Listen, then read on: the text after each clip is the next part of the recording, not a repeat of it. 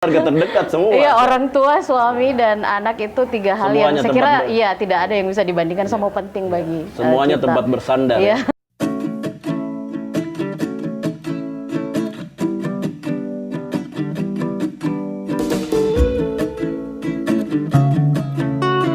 Halo teman-teman penyelenggara, ketemu lagi dengan saya Gunawan Mashar, anggota KPU Makassar, Divisi Teknis Penyelenggaraan. Kita ngobrol lagi di Nope Notula Pemilihan. Jangan lupa subscribe-nya, komen, like, juga tentu bunyikan loncengnya supaya update-update-nya tetap kita dapati. Informasinya bisa berguna untuk teman-teman penyelenggara.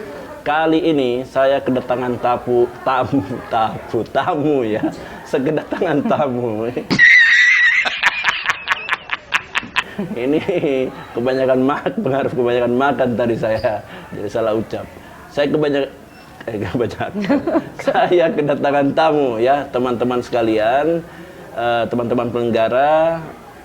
Kalau sebelum-sebelumnya tamu istimewa, tamu-tamu super istimewa, kali ini tamu saya luar biasa ya, kolega dan teman saya sendiri di KPU Kota Makassar. Ini komisioner tercantik ya di KPU Makassar, juga barangkali komisioner tercantik di KPU Sesulsel ya, Ibu Endang Sari ya.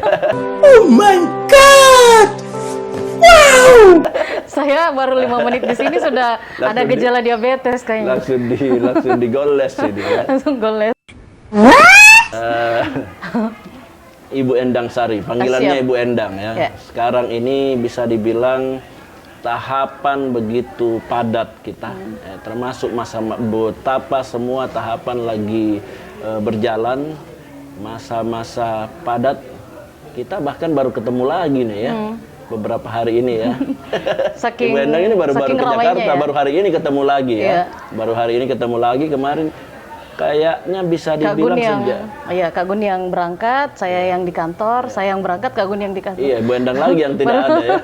Baru bertemu lagi. Bahkan sejak debat pertama bisa dibilang ngumpul berlima. Itu jarang. Belum pernah, belum pernah ya. Iya.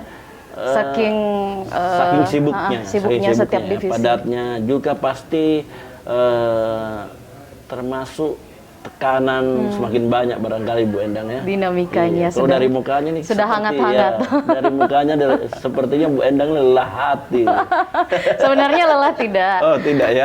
Yang namanya dinamika itu pasti terjadi. Ya, pasti ada ya. Dan menjelang pemilihan yang namanya seperti itu pasti sudah dari sononya itu pasti akan kita Cara rasa. mengatasi lelah-lelah seperti ini supaya tidak berkepanjangan seperti apa, Bu? Ya dibawa enjoy saja, dibawa dibawa santai saja, bahwa ya semua hal tentu biasa saja bila itu dikritik, biasa saja ini sudah pernah kita lewati di tahun 2019 kemarin. Iya. Jadi kritik itu sebagai sebuah hal yang membangun bagi kita. Kemudian ada yang berbeda pendapat, ya itu biasa, namanya juga demokrasi. Tidak mungkin kan satu suara, tidak mungkin. Tidak mungkin, bisa 2, bisa 3, bisa 4, bisa 5 suara. Jadi ya seperti itulah. Tambah kagum saya sama Bu Endang. Jangan tambah, golesnya jangan dilanjutkan. Di tengah kepadatan seperti ini, misalnya kadang-kadang kan tidak melulu kerja juga. Ya. Ada sela-sela atau jeda-jeda yang kita gunakan untuk supaya tercas kembali meskipun misalnya tidak penuh ya. Nah, biasa Ibu Endang sukanya apa? Tiba-tiba kabur misalnya sama Eci, itu pergi nonton kan, tiba-tiba pergi makan misalnya, atau kemana sebenarnya? Kita mau ungkap di sini nih ya. Iya, ini di balik layar ya. Jadi biasanya di tengah tekanan pekerjaan itu saya suka ke pulau. Jadi selain ikut sosialisasi, memberikan sosialisasi untuk warga pulau, rasanya plong sekali bila saya di tengah lautan melihat itu, plong sekali rasanya, tidak ada beban sama sekali. Itu salah satu terapi sih sebenarnya, Kak. Jadi sebenarnya 2 pekan sekali. Tapi terkadang mau teriak tidak? Kalau teriak tidak juga. Tidak ya? Cuman ya itu tadi, dengan melihat lautan yang begitu luas, biru, kemudian rasanya ada perasaan tenang. Ada tenang ya? Iya. Saya jadi ingat filmnya Tom Cruise, The Last Samurai. Dia bercerita saat dari Amerika, peperangan Indian, kemudian ke Jepang di tengah laut, itu ada narasinya yang bagus. Dia bilang saya menemukan ketenangan di Tengah lautan. kehampaan, di tengah lautan. Kayaknya lah samurai juga Bu Endang ini, sepertinya. Terus Bu Endang, sekarang kita sedikit masuk agak ke materinya. Ibu Endang kan dari sosialisasinya sering menyampaikan mengenai 12 hal yang baru. Ya, ini teman-teman penyelenggara kita mudah-mudahan nonton podcast ini barangkali bisa disampaikan gitu ke penyelenggara bagaimana mereka menyampaikan 12 hal baru itu kepada pemilih nantinya. Iya. Kalau yang kita lakukan di KPU Makassar itu sebenarnya ada banyak hal ya Kak ya, khususnya mensosialisasikan. Cara konvensional tetap kita sampaikan lewat tatap muka, sosialisasi tatap muka, tetapi juga itu kita imbangi dengan sosialisasi menggunakan perkembangan teknologi komunikasi informasi. Khususnya untuk hal-hal yang baru itu kami bikin video pendek dan itu yang kemudian di-share kemana-mana. Itu yang pertama karena kami sadar betul bahwa tentu terbatas SDM yang kita miliki di KPU Makassar ketika kita ingin menyampaikannya masih konvensional pakai cara-cara lama. Harus dimaksimalkan penyampaiannya. Makanya kita pakai video dan video itu bisa diputar berulang-ulang. Saya lihat juga PPK karena memang kami instruksikan untuk melakukan sosialisasi tahapan di setiap kelurahan. Setiap mereka sosialisasi bertemu dengan kerumunan warga itu mereka memutar video itu. Makanya kita maksimalkan juga tutorial BIMTEK juga seperti ini juga. Harapan kita ini sama-sama bisa menjangkau pemilih seluas-luasnya. 12 hal baru ini barangkali bisa disampaikan ke teman-teman. Disampaikan ulang ya. Iya, memang membedakan dengan pemilihan-pemilihan sebelumnya. Ada 12 hal baru yang kemudian berbeda dengan yang kita alami di pemilihan-pemilihan yang lalu. Yang pertama, ketika kita mengatur TPS, TPS itu paling banyak maksimal 500 orang. Itu pemilih desain TPS-nya. Kemudian yang kedua, pemilih diharapkan datang sudah dengan memakai masker. Ketika ada pemilih yang datang ke TPS kemudian tidak pakai masker, KPPS akan berikan masker. Jadi seperti itu. Kemudian sebelum masuk ke area TPS itu ada tempat cuci tangan yang disiapkan. Laku lagi penjual galon kayaknya. Jadi bisa lebih praktis memang kalau pakai galon kayaknya Kak ya. Yang ditakuti kemarin waktu BIMTEK KPPS pada nanya semua harus cepat keluar uangnya Pak Komisioner karena untuk beli galon takutnya habis nantinya. Bayangkan ada 2.394 TPS 394 ya. Nah, berarti kan rebutan galon nanti di Alaska. Lanjut lagi. Nah, itu ada tempat cuci tangan, kemudian ada sabun yang disiapkan harus cuci tangan sebelum masuk area TPS. Nah, kemudian KPPS-nya nanti pemilih jangan khawatir melihat KPPS-nya tiba-tiba beda dengan sebelumnya. Mereka memakai APD. APD-nya bukan baju hazmat, tidak setegang itu. Mereka memakai masker, memakai face shield, memakai sarung tangan. Seperti itu. Ada alat tulis sendiri. Kemudian secara berkala alat-alat yang digunakan untuk melakukan pencoblosan, alat-alat yang digunakan di TPS itu disemprot disinfektan secara berkala. Kemudian sebelum masuk area TPS diukur suhu tubuhnya Kak. Jadi ada pengukuran suhu tubuh. Nah, untuk pengukuran suhu tubuh ini bagi mereka yang suhu tubuhnya 37,3 derajat itu tidak akan dibiarkan bercampur dengan pemilih yang lain. Jadi ada bilik khusus yang disiapkan. Mereka memilih di situ. Setelah selesai memilih ya disemprot lagi. Sementara untuk bilik yang normal nanti cukup 20 orang yang melakukan pemilihan di situ baru disemprot disinfektan. Intinya tidak disatukan. Kemudian mereka terpisah. Nah, kemudian mengenai jarak minimal 1 meter itu disiapkan. Jadi desain TPS-nya diharapkan dilakukan di tempat yang terbuka, tidak lagi di tempat tertutup, untuk membuat agar jaga jarak itu memungkinkan dilakukan. Kemudian sarung tangan juga disiapkan. Jadi ada sarung tangan Untuk plastik memilih yang sarung tangan disiapkan plastik oleh ya? Iya Kak, ada KPPS nantinya disiapkan sarung tangan plastik. Nanti ada yang bertanya mau kepada bikin pemilih. acara bikin kue ini bukan dia. Iya, pasti akan ada banyak yang merasa Tapi beda. itu udah cukup melindungi sebenarnya. Iya, jadi tidak pakai tangannya langsung. Kemudian apalagi ya yang belum saya sampaikan tadi, ada bilik khusus, kemudian sarung tangan, masker, kemudian tinta. Tinta ya. Tintanya dulu kalau dulunya itu dicelup, sekarang ditetes. Ya? Jadi tidak ada sentuhan fisik yang terjadi. Kemudian apalagi itu sudah berapa tadi? Ini saya kira cukup 12 nih. Pura-pura menghitung juga. Iya, tapi yang harus kita luruskan ya, karena banyak berkembang di masyarakat. Ya.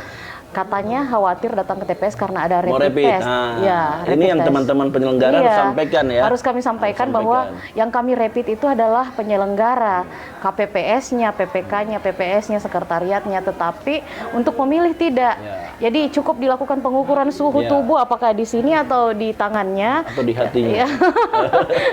Nanti baper. Baper nanti ya. Jadi seperti itu Kak. Jadi yang tidak ada disampaikan Bu rapid Endang test ini ya harus disampaikan bagi pemilih. teman-teman penyelenggara ya ke pemilihnya. Tidak ada rapid test bagi pemilih. Prinsipnya sebenarnya kita ingin memperlihatkan kepada pemilih bahwa protap COVID betul-betul kita laksanakan ya. Iya. Selain itu juga barangkali teman-teman KPPS nanti bisa sampaikan ke pemilih sejak membawakan C pemberitahuan barangkali ya, Iya. beberapa hal. Kita bahkan berharap bahwa KPPS kita itu kan sebenarnya punya 16.758 KPPS ya Kak ya. Ditambah Kemudian ada petugas 2.000, ketertiban iya, ada 2.000, ada 4.088 Ya. Petugas ketertiban. Nah, jumlah ini sudah sampai 20.000 lebih. Ini harus kita maksimalkan. Tantangan terbesarnya sekarang kan kita pilkada di tengah pandemi itu adalah bahwa angka partisipasi akan rendah. Ya. Nah, kita berharap mereka ini yang kurang lebih 20.000 ini, khususnya di Makassar, ketika mereka maksimal menjangkau pemilih, mereka bisa mendatangkan pemilih ke TPS. Ya. Bagaimana efektivitas kira-kira KPPS ini memanfaatkan saat membagikan C pemberitahuan? Karena kita tahu ya, yang mendapat C pemberitahuan itu tidak selamanya datang ke pemilih, karena melihat di event-event sebelumnya selalu saja tidak pernah ada betul-betul misalnya 90% pemilih DPT datang semua ya. Bagaimana saya kira ini menentukan juga obrolan mereka saat mengantarkan C pemberitahuan. Kira-kira yang efektif untuk menyampaikan mereka datang memilih kira-kira seperti apa? Kita berharap bahwa KPPS menjalankan tugasnya dengan maksimal. Makanya yang pertama tentu secara sistem kita harus menyiapkan kontrol bahwa itu berjalan. Nah, bagaimana caranya? Kami berpikir bahwa nanti KPPS harus memfoto ketika ada bukti foto yang disampaikan ke kita bahwa undangan itu betul-betul sampai. Ini untuk mencegah undangan pemilihan disalahgunakan. Nah, betul ya. Itu kita ya seperti spiritnya di awal sebenarnya bahwa kita sudah berada di era teknologi informasi itu berkembang begitu cepat dan sebagai lembaga pemilihan ya KPU juga harus segera beradaptasi dengan itu. Nah, kita bisa minta agar KPPS kita punya laporan setiap hari undangan C pemilihan distribusinya seperti apa. Itu lewat foto Kak. Jadi mungkin ini bisa sebagai divisi teknis nanti di BIMTEK-nya ini masukan Kak ya, mungkin bisa bahwa pasti Bu Endang. Pokoknya semua titipannya Bu Endang saya langsung sampaikan. jadi secara kinerja itu akuntabilitasnya bisa dipertanggungjawabkan. Karena ya harapan kita tidak ada penyalahgunaan C pemilihan tadi, undangan pemilihan tadi. Misalnya sengaja seperti yang terjadi sebelum-sebelumnya kita sering mendengar ya Kak ya, di berita undangan pemilihan tidak disampaikan lah, sengaja tidak disampaikan.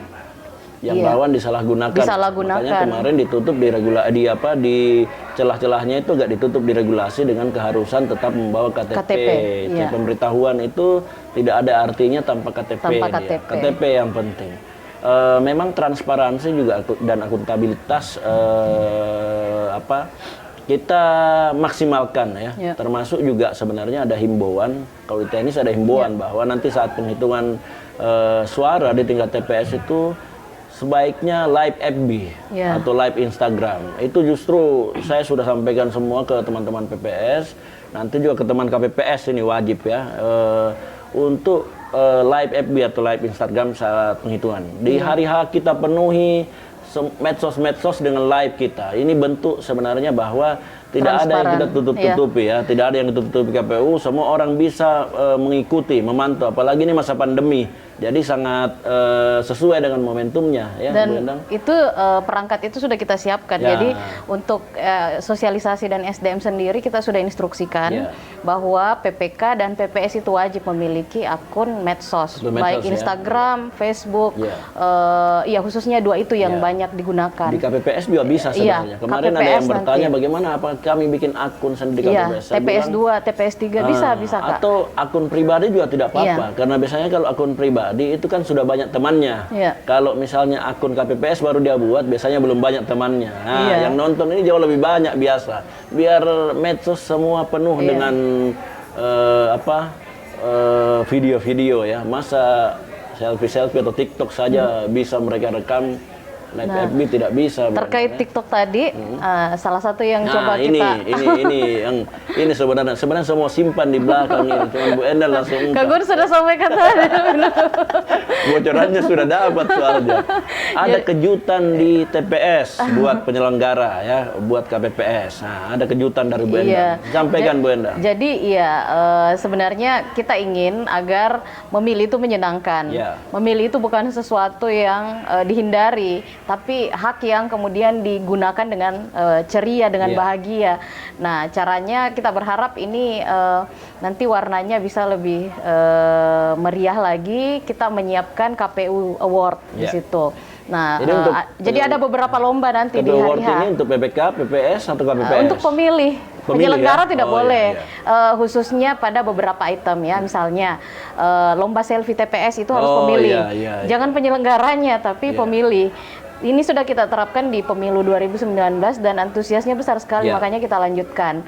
Akan ada hadiah-hadiah menarik yang disiapkan oleh KPU Makassar untuk foto yang paling kreatif, menunjukkan bahwa dia sudah menggunakan hak pilihnya. Kemudian yang kedua, ini harus disosialisasikan penyelenggara ke pemilihnya masing-masing ya, saat mengantar pemberitahuan nantinya ya. Kemudian yang kedua, lomba TikTok tadi kita lihat animonya terkait TikTok ini besar ya Kak ya. Jadi itu yang punya bakat-bakat TikTok nanti saya punya bakat TikTok, sayangnya tidak dibuka untuk penyelenggara. Kemudian yang ketiga untuk penyelenggara, nah siapkan TPS terunik. TPS terkreatif, kita akan menilai di antara 2.394 TPS di Makassar, mana yang paling kreatif dan mana yang paling unik. Kalau KPPS-nya pakai baju adat itu sudah biasa, harus lebih lain lagi. Harus out of the box dibanding yang misalnya pakai baju Harry Potter semuanya, atau pakai baju suku Asmat misalnya ya, itu lucu juga ya. Bu Endang, di tengah kembali lagi kayak kita di awal tadi ya, di tengah kepadatan seperti ini, kadang-kadang kan kita lupa pulang ya. Mungkin Bu Endang dari Jakarta ini langsung kantor, langsung ke hotel, tidak sempat ketemu suami, tapi suaminya jauh, tidak sempat ketemu anak. Kadang-kadang di tengah-tengah kesibukan seperti ini, siapa yang paling dirindukan oleh Bu Endang? Anak kah, orang tua kah, atau suami kah yang memberi support? Yang kadang-kadang kita lelah, tekanan, kepadatan kerja, semuanya gitu. Yang pastinya keluarga terdekat. Keluarga terdekat anak. siapa? Ya kalau harus dibandingkan, saya kira tidak bisa dibandingkan. Itu keluarga terdekat semua. Iya, orang tua, suami, dan anak itu tiga hal semuanya yang saya kira tidak ada yang bisa dibandingkan, sama penting bagi semuanya kita. Tempat bersandar. Jadi ketika di puncak-puncak lelahnya Bu Endang, tempat bersandar. Ini Kak Gun yang curhat atau saya lewat jawaban saya?